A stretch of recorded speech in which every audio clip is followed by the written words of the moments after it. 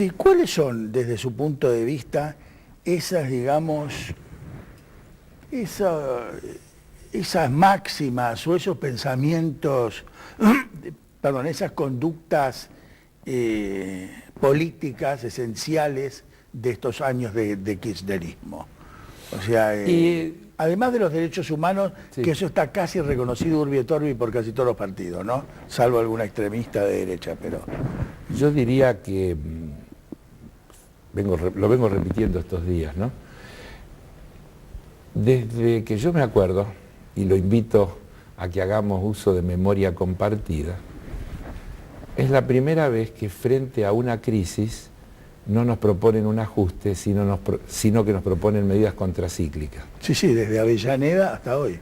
Es la primera vez desde que yo me acuerdo, desde Nicolás que frente Avellaneda. A una crisis, tenemos una crisis, y no viene el ministro de Economía a la noche y dice, bueno, vamos a recortar no sé cuántos puestos de la administración pública, vamos a cerrar estas reparticiones, vamos a poner en venta estas empresas, vamos a ajustar acá, las jubilaciones se van a congelar y qué sé yo. No, un discurso que nos dice, ojo que el grueso del crecimiento que hemos tenido estuvo sustentado en el mercado interno y entonces si caen las exportaciones porque hay crisis global, fortalezcamos el mercado interno y eso es proteger los puestos de trabajo y eso es mejorar los ingresos de la población, eso es un montón, eso es desarrollar la obra pública como generadora de trabajo, además de estar resolviendo, apuntando a resolver problemas concretos. Es decir, esto que en economía se llama medidas contracíclicas que van exactamente en la dirección contraria de lo que habitualmente, históricamente se ha hecho. Y eso para mí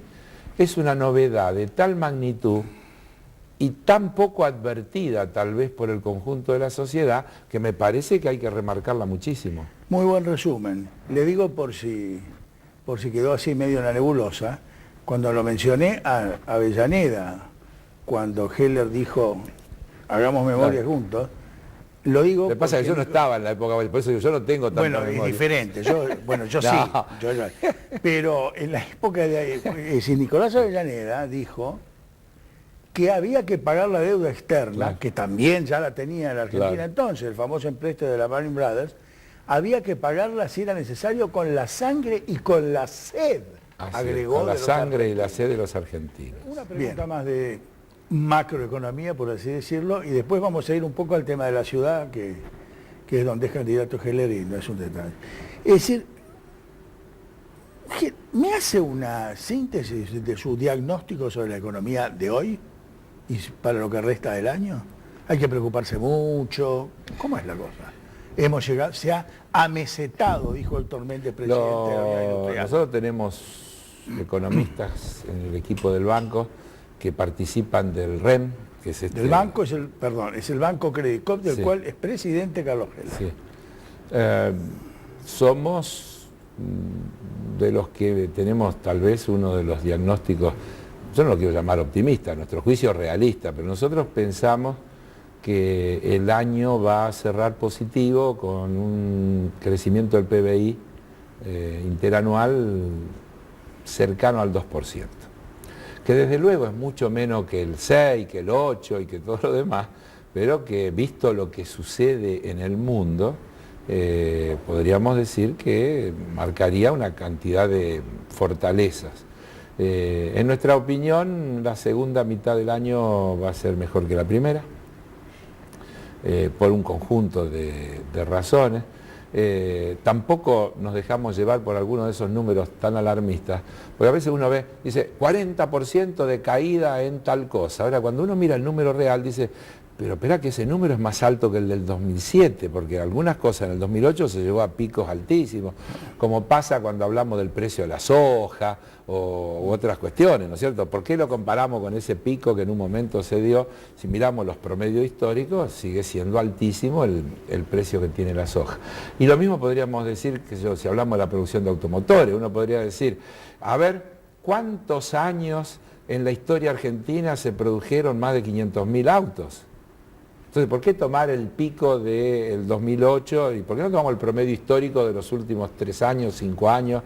Y vamos a ver que entonces esas caídas que se plantean como dramáticas por ahí llevan a niveles un poco más reales algunas producciones. Así que yo creo que la economía puede encontrar un piso, por ejemplo, creo que el sector automotriz mismo, marzo ya fue distinto que enero y febrero fue muy malo, en marzo ya hubo una recuperación, porque no se decía la verdad, cuando se hablaba de la caída, no se decía que la principal caída eran las exportaciones a Brasil, y como Brasil en marzo se recupera y aparece con una fuerte demanda, también ahí aparece rápidamente una recuperación. Creo que los commodities van a subir, se van a mantener en precios altos, así que me imagino una situación controlada. La Argentina no tiene problema para enfrentar sus obligaciones externas, por lo menos en lo que se ve, estamos hablando de este año, no veo dificultades. Creo que vamos a seguir teniendo superávit fiscal y superávit comercial, tal vez menos que en los ejercicios anteriores, pero todavía sigo viendo escenarios positivos.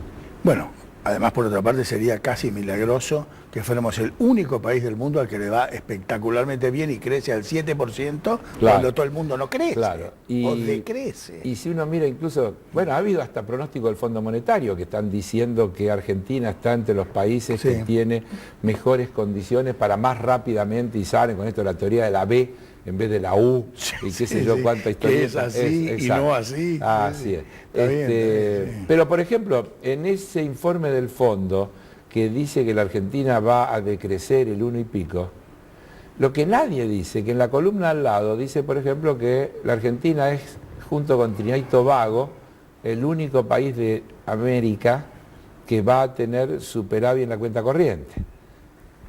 Según el pronóstico del Fondo Monetario. Por eso los datos hay que verlos todos, hay que verlos con cuidado. Y cuando uno mira que en España estamos con 17% de desempleo, que la General Motors va a cerrar 13 plantas en Estados Unidos, las noticias de cada uno de los días donde uno mira y demás, habría que reconocer que la situación argentina, en el contexto global del que estamos hablando, no nos agarró tan mal parados. No nos agarró tan mal parado y está lejos de ser de las peores.